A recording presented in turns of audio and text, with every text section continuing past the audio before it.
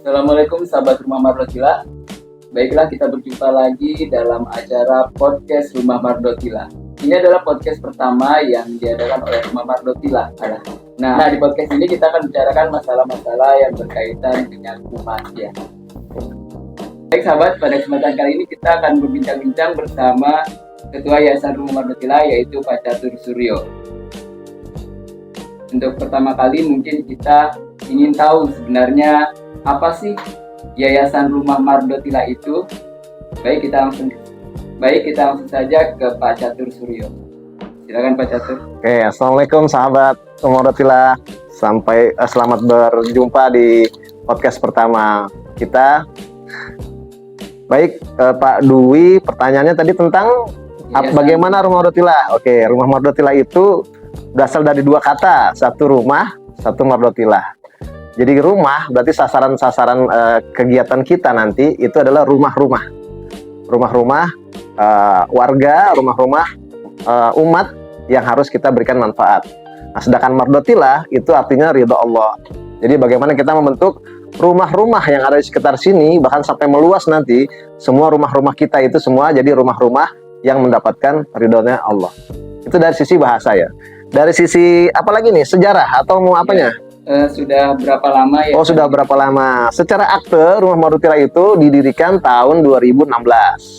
Walaupun kegiatan dimulai dari setahun sebelumnya, di 2015. Ya. Nah, sedangkan kegiatannya sampai sekarang itu sudah ada 7 divisi. Memang sejak awal Rumah Mardotila itu kita punya 4 pelayanan.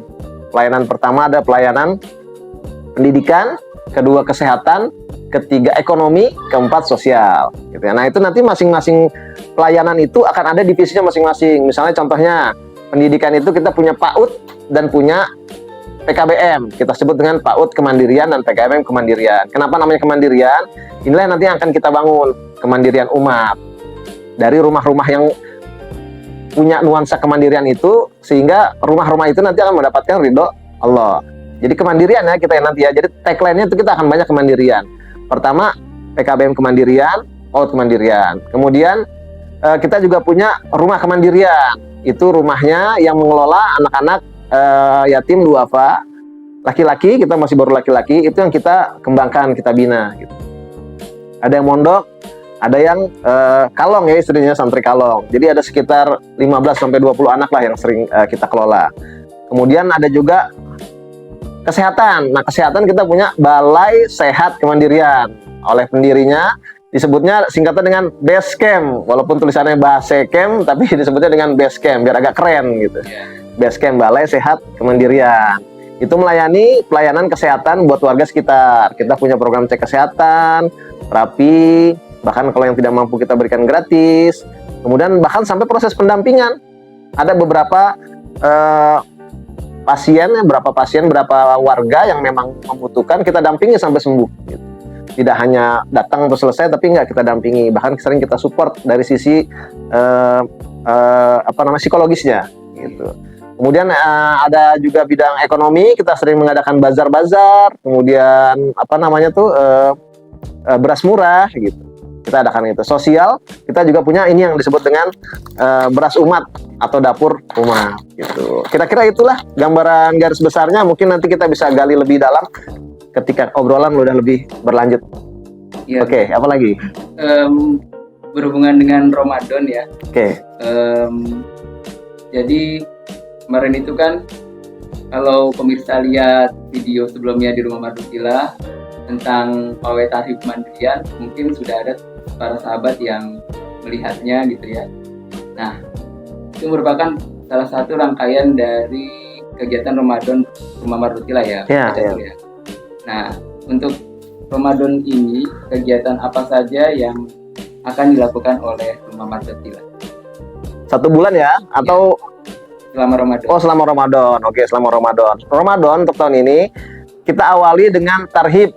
Tarhib itu lebih ke motivasi. Gimana caranya supaya umat itu ketika menghadapi Ramadan itu siap semuanya. Siap fisik, siap mental, termasuk siap finansial. Karena Ramadan juga butuh amalan-amalan finansial. Kita punya banyak paket, kita sebut namanya Kampung Ramadan Kemandirian. Nah, jadi kita bikin kampung ini menjadi kampung dengan suasana Ramadan, tapi juga mengembangkan sifat-sifat kemandiriannya tetap harus ada. Gitu. Kemarin kita udah mulai tuh dengan tarhib. Tarhib itu untuk memotivasi ya, motivasi. Alhamdulillah kita mulai dengan pawai. Nah, kemarin ada CCTV yang meliput, ternyata ada tim yang menghitung itu ada sekitar 262 orang yang ikut pawainya. Alhamdulillah ya. Banyak juga partisipasi warga di tahun ini, termasuk yang paling besar, apalagi sejak adanya Balai Sehat Kemandirian, itu banyak warga yang sudah mulai ikut terlibat aktif tarhib. Nah, kenapa harus adanya tarhib? Karena Ramadan itu sebenarnya ada 3 nih catatan saya nih. Yang pertama adalah Ramadan itu bulan momentum perubahan gitu. Banyak orang pernah nggak ya teman-teman ya, Pak Dwi kalau misalnya punya teman itu ada yang menggunakan Ramadan itu sebagai momentum perubahannya dia. Misalnya ada yang akhwat atau perempuan itu yang tadinya tidak berhijab, masuk bulan Ramadan berhijab. Setelah Ramadan hijabnya dilanjutkan. Ada gitu ya. Ada yang nggak pernah sholat ke masjid ketika Ramadan, sholat ke masjid, habis itu setelah Ramadan dilanjutkan gitu. Ada yang nggak pernah qiyamul lail. Nah, karena Ramadan kan qiyamul lail pasti ada ya, taraweh ataupun ada qiyamul lail tahajud kan. Nah, itu setelah Ramadan dilanjutkan lagi. Kita ingin mengingatkan bahwa Ramadan itu momentum perubahan, jangan disia-siakan. Mumpung kita belum masuk, kita maksimalkan dari mulai tanggal 1 sampai tanggal 30. Yang kedua, Ramadan itu bulannya ukhuwah. Bulannya ukhuwah itu bulannya persaudaraan. Makanya kita kembangkan di tarhib kemarin, kita kembangkan kepedulian. Ukhuwah itu kan terkait sama kepedulian ya, persaudaraan, rasa kita peduli terhadap sesama gitu. Makanya kita kembangkan kemarin program-programnya itu program berbagi, banyak program berbaginya. Cek kesehatan gratis, kemudian cukur gratis, bahkan sampai cukur aja gitu. Kita pengen teman-teman itu secara fisik tuh siap menghadapi Ramadan, rapih gitu, keren kan gitu kan. Rasul kan juga senang itu kan keindahan kan gitu. Allah juga senang keindahan, sehingga kita sediakan layanan cukur gratis. Sampai juga kita sediakan, kita ajak mereka program jalan sehat.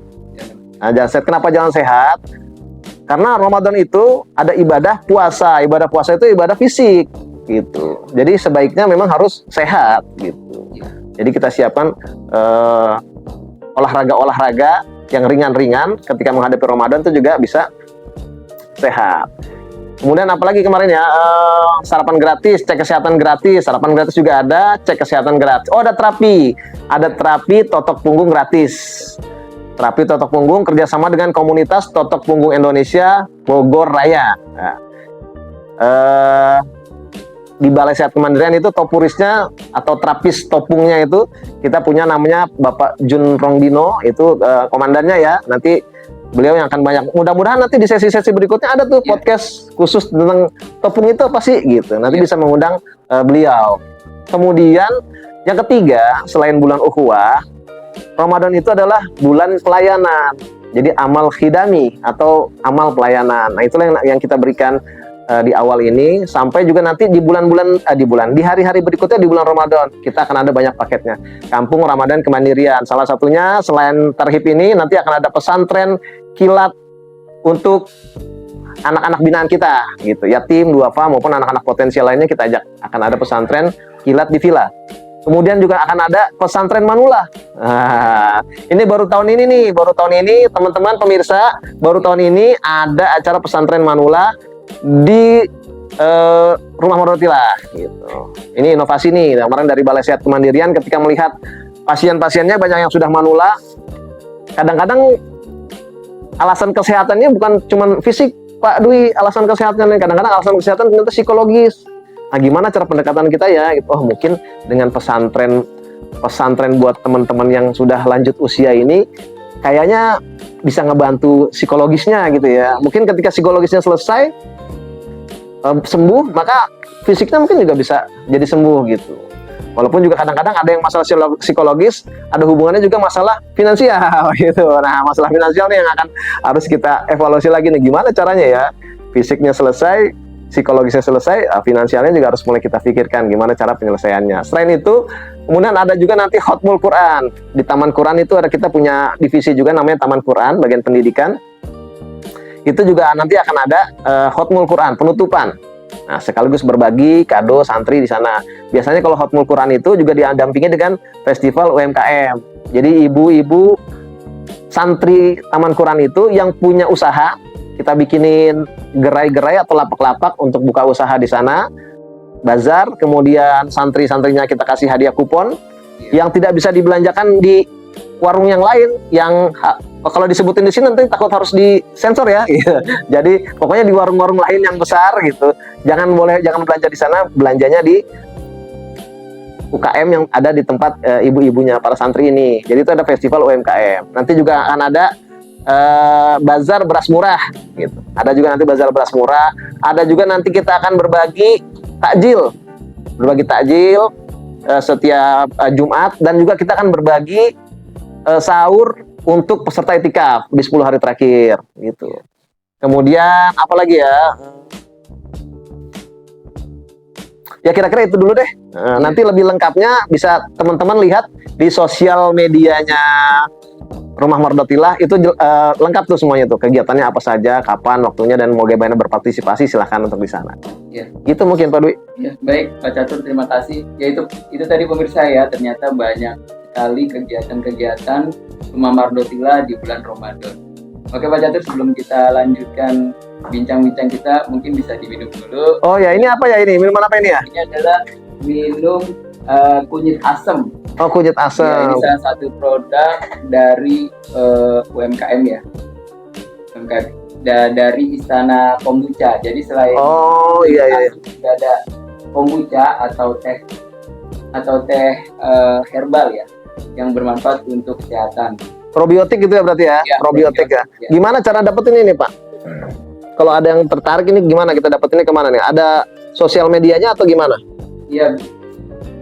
Ya, bisa ke Istana Kombucha. Nanti bisa kita cantumkan di bawah komentar kita. Oh, nanti ada di bawah sini ya, nanti ada di bawah sini. Oke, pemirsa ada di bawah sini, nanti teman-teman bisa dilihat. Ya.